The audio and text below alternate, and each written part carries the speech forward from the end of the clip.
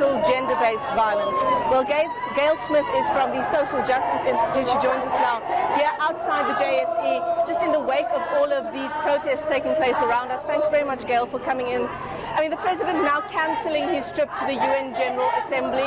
There's not been much applause to this move of his. Is it maybe too little, too late? Well, I think he's calling it off in his own interest because he doesn't have a good story to tell.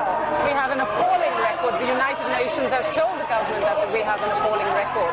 South Africa has achieved all of the goals of the legislative goals and the policy goals, but the implementation has been completely lacking. So he doesn't have a good story to tell, and it's best that he not go. It's not in our interest that he's not going, it's in his own. And I think that he should actually stay and meet with the women and actually start talking rands and cents. It's not acceptable for him to say, I'll ask Tito Mboweni, as if Mboweni is some sort of generous grandfather, as if this is a benefaction. We have rights. Women have rights. The government has to put the money to go to the women's assertion of their rights. Women have a right to safety. It's a constitutional right. And he needs to recognize that what he's seeing is a revolution. And if he doesn't recognize that, he may recognize it too late to his detriment. If we just take a look back at the past couple of weeks, there's been a change in the energy of our country around the xenophobic attacks, the increase, it would seem, in gender-based violence, attacks against women in particular. The president's response has been, in many ways, slow. Well, it has been slow, but also it's not been specific. The demands that were made a year ago. For him to say, I'm going to ask Tito for money now is absurd. He should have been having the discussion to figure out, does he even know how many police stations there are and how many rape kits are needed in each and what the cost of it is.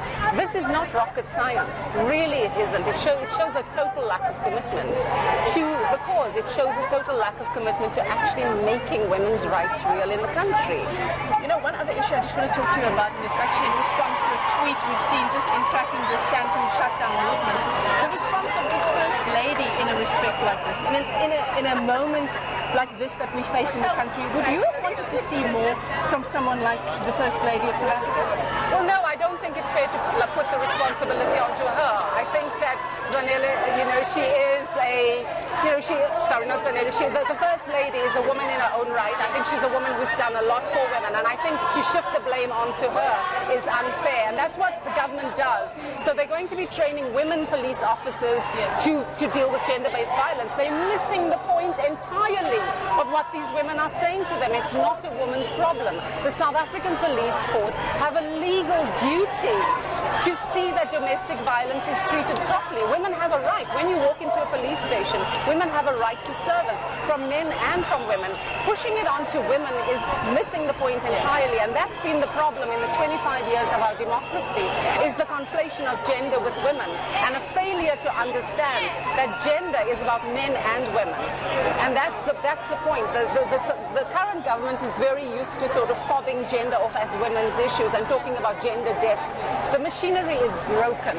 We recognize the machinery is broken. We don't have to start from scratch. We have to start making the machinery work.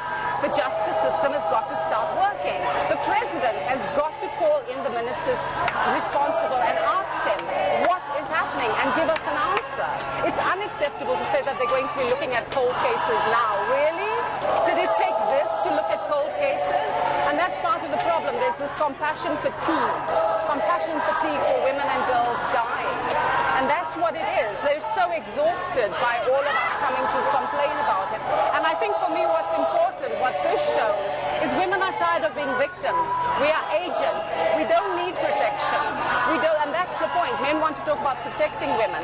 They need to understand it's not about protecting us. It's about changing your behavior so that we are safe. And the whole narrative has got to change from the very top. We saw the tweet that came out from government communications blaming women. The rot goes all the way to the top. And there needs to be change amongst men in government, and it has to go right to our president. Absolutely. Thanks very much for your time, Gail.